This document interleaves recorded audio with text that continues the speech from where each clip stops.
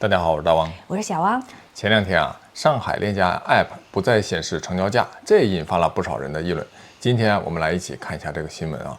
今天，上海楼市市场占有率最大的中介链家在线上各渠道都取消了对外展示二手房源的历史成交价格，仅展示挂牌价。至此，上海的大部分房屋中介都已经不再对外展示成交价格。而从全国来看，此前已有包括北京在内的多个城市取消了二手房成交价显示。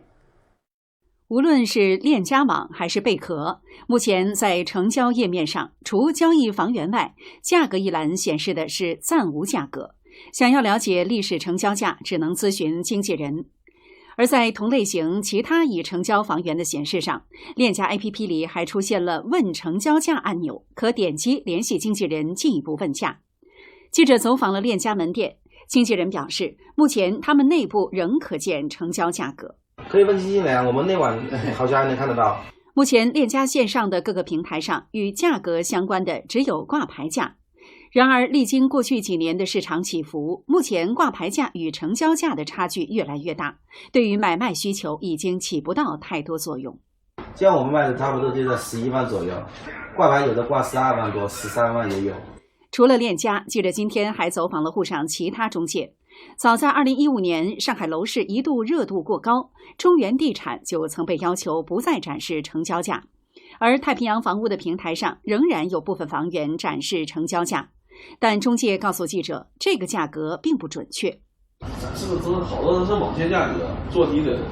全国范围内来看，上海并非首个不显示历史成交价的城市。此前，北京、深圳、杭州等多个城市的链家也已取消显示二手房成交价。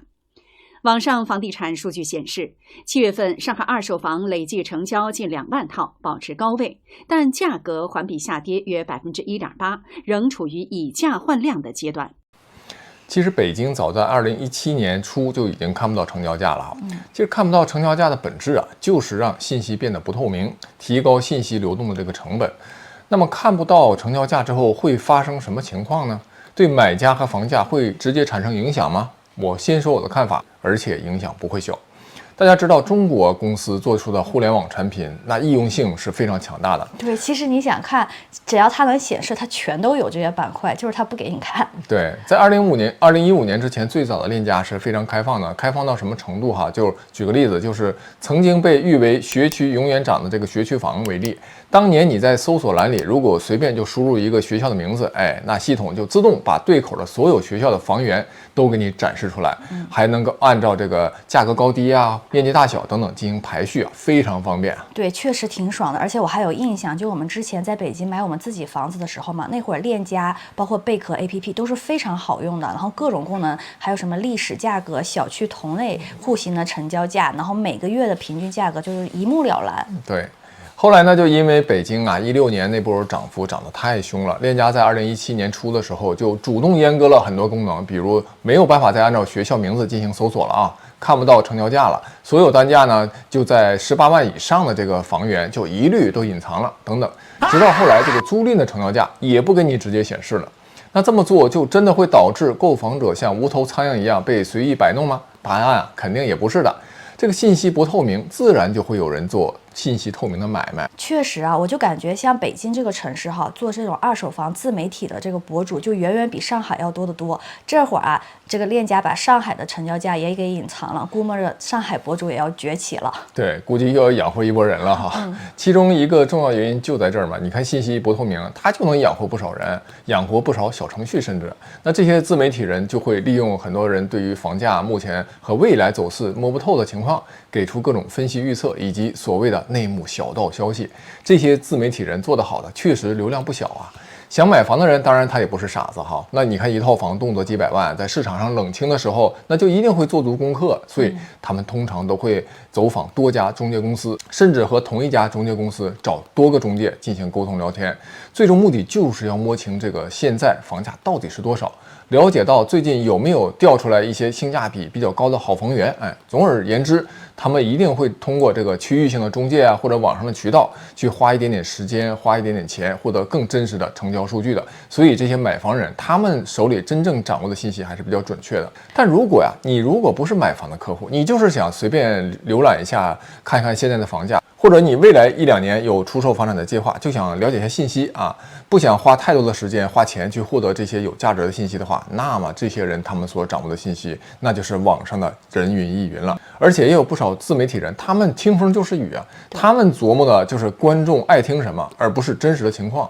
那成交价一旦被隐藏，对他们来说可就太友好了，他们可以放心大胆的根据观众的喜好去做分析和预测了。所以你看真正看房买房的人，他们是不会被误导的，但是看热闹的人就有可能被误导啊。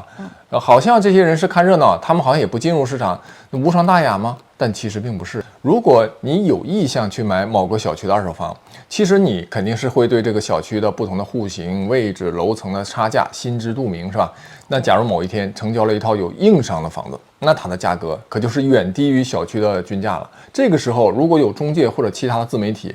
就根据观众的喜好，就可以危言耸听，只散播这个低价成交的信息，同时呢又刻意隐瞒它的硬伤，这就会给广大的吃瓜群众造成一个这个小区价格突然暴跌的一种假象。这种情况现在北京就挺多的哈，就经过这种广泛传播之后，现在的业主和未来潜在的买家，那心里一定会造成不小的影响。比如有一些原本是犹豫不决的卖家，就觉得现在这个房价有点低，他不太想卖，这个时候他就可能就会下定决心，就一定要卖这个房子了，而且要抓紧卖，便宜卖。没错，就像你刚才说的嘛，就是房源它的成交价一旦被隐藏，很多观望者或者吃瓜群众，他可能就不太了解事实的真相。只有真正的买家，他因为这段时间就是一直在市场里泡着，然后到处看房，可能通过像现在比较大的这种链家呀，或者我爱我家，基本上就这2家已经垄断市场了嘛，到处对比。如果说有一个小区突然出现一个成交价非常低的房子，买家他可能知道是有硬伤的，但是市场上的群众不知道，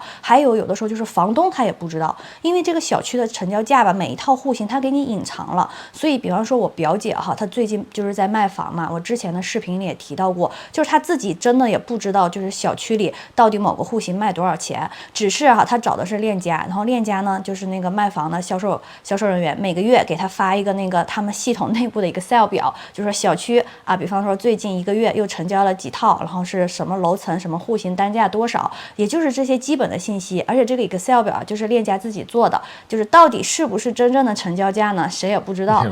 对，有可能链家在上面已经减了一些价格，或者增添了一些价格反正房东自己也不清楚。然后有的时候呢，我表姐会看到说，这个3房怎么这么便宜啊？突然还得就是如果他自己不专门去打电话问的话，就有可能真的是这一套就是有硬伤的。像我表姐说，她就遇到过嘛，是一个楼层非常非常低的一个房子，然后里面不知道怎么，反正就是之前出租，然后被破坏了，然后房屋结构反正就是那个墙什么都不太好，然后所以就卖的比较便宜。如果我表姐她不打电话去给链家去核实这个信息，她可能就会以为说小区是不是又大降价了，又要把自己的房子又往下调什么的。对，而且肯定中介他现在这个市场情况下，他给房东发的信息一定是把价格往低了调就让房东呢就尽快产生一种恐慌心理，你赶紧卖，便宜卖，他也好推荐这些房子。对，而且现在的房子成交价还涉及到什么税费的问题嘛，什么满5为1和满5不为1就是各种税费也不一样，所以链家它其实最后给出来的价格可能也不知道是刨了税费的还是没刨税费的，或者说他们自己调整的。就是总之就是链家给到房东或者给到买家他们系统内部一个 Excel 表的价格，也许都不一定是最终的成交价。那市场上的这些观望的人或者吃瓜群众就更难以获知真正的一手消息了。对，那这些正在准备资金还没有深入的跟中介去沟通了解现在市场真实的行情的情况下，看来这些自媒体的一些创作就有可能觉得那等等看岂不是更好，就不急于入市了。所以你看这一进一出就会导致卖盘进一步的增加，买盘呢又进一步的萎缩，那对这个小区的房价的稳定肯定是一种伤害甚至会加速房价的下跌。所以你看，如果链家 app 可以展示成交的话，你点进去就能看到什么户型好坏、楼层的高低以及窗外的景色，你就能大概判断这个小区房价的真实的大概情况。那相反呢，在房价上涨的时候，如果有一套户型好、装修好、位置也好，成交价格自然就高于均价，这个时候又会被一些自媒体拿来渲染说房价快速上涨了。但当你看不到这个真实透明的其他的房源价格的时候，你又很容易被误导。这种误导的结果被广泛传播出去，慢慢就会形成对情绪和心理上的一种压制，影响小区的房价。可是我觉得房价不应该被这个情绪来左右决定啊，就是看不见小区成交价了，然后恐慌了，然后还能决定小区房价了。它不应该根据什么经济啊，然后还有未来的就业，还有人们这个生活这个整体的收入和市场的环境来决定吗？这话呢，本质上也没错，但你不可否认的是，那房子是有一定的金融属性的，它也属于大宗商品，短期的这个涨跌和心理绝对有关系和影响因素。你不能说它这个影响巨大吧，但是影响房价10%左右还是真能做到的。咱举个夸张的例子，就是股票嘛，这是最直接的例子，大家都知道哈。你如果一只股票它长期的涨跌肯定是根据它的基本面和成长性来决定的，但是心理恐慌也的确会让一只股票短期暴涨暴跌，会直接影响当时急于出手的这些买家和卖家，甚至会让一些金融杠杆比较大的这些人资金链断裂，是形成爆仓。这个爆仓呢，又进一步会影响这个股价的上行或者上涨或者下跌。所以这个信息不透明，它其实是一柄双刃剑和加速器，必然会带来价格的更不稳定。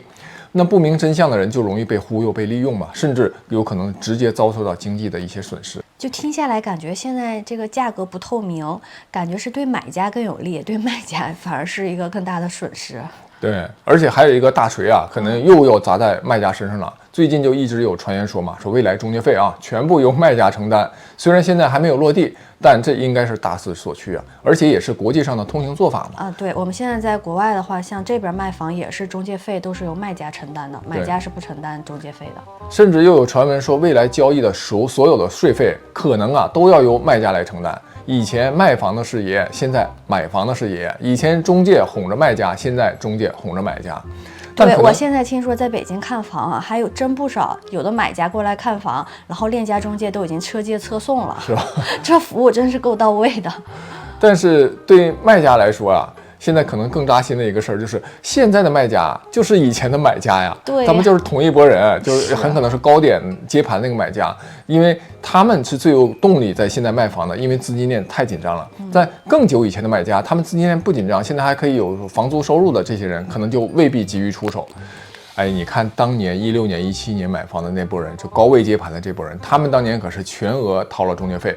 那现在如果他们作为卖家，那又要掏一半的中介费，甚至在未来有可能掏全额的中介费。哎呀，可这一拨人可劲薅羊毛而且这里面绝大多数都是80后对，真是太惨了。好，本期就讲完了，下期再见。下期再见。上期节目那个发型有人说太难看了，所以今天我把这个发型又捯饬了一下，搞成了一个清爽型的。我就说你上期发型太浮夸了吧？的确是，还是返璞归真、朴实无华比较适合我。